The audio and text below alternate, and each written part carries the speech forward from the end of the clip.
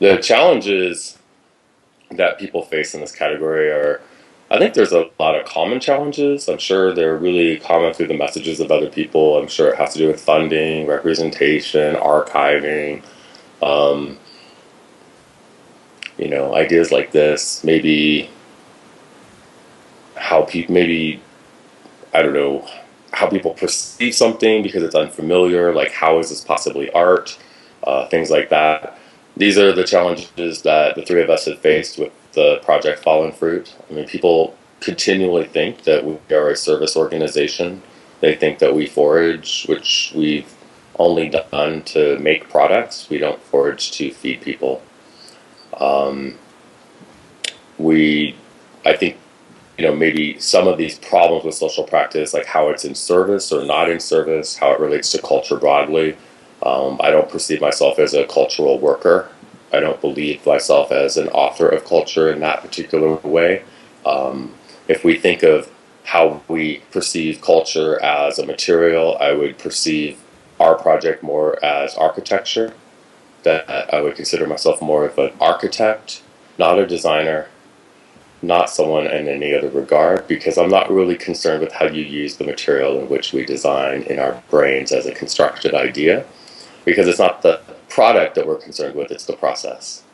So I think one of the threads in social practice that is so meaningful is that the process might change the experience of something you already know, which might resonate as memory. It might shift a meaning and a history. It might allow an opening or a crack in the veil of reality, similar to what we've seen painting do in the past, similar to see what we've seen photography do to image making, for ready-mades doing to sculpture, etc. Perhaps that this is something that allows this fracture where both culture, meaning the public, can enter the place of creation as much as the artist can leave the studio. Perhaps, I'm not sure. Maybe sometimes when it's really good.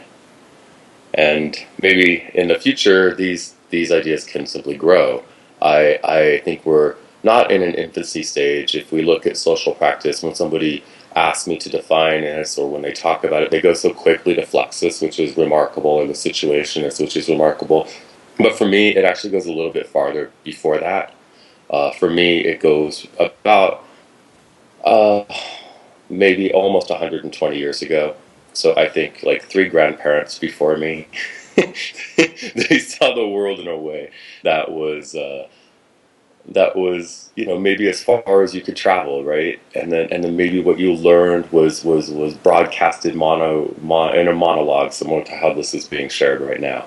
That the way you learned something was through intermediate experience, and in between that time, things have shifted. And I think that's similar for the way art happened. Art had a one-on-one relationship to the world in which it was made.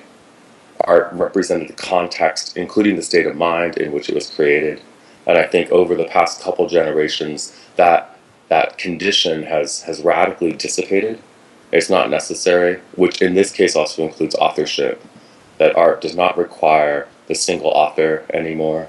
Art does not require to die. Like the project doesn't have to die after I die. It's not necessary anymore. The project can actually live on simply because people are willing to imagine it, and it doesn't have to be an object. So I imagine for social practice, it could be possible that the idea of art could function more like a corporation, more like an expression of culture that we enjoy, like jazz. It might be something that's authored in a way where we let go of the requirement of copyright, where we let go of the requirement of the original.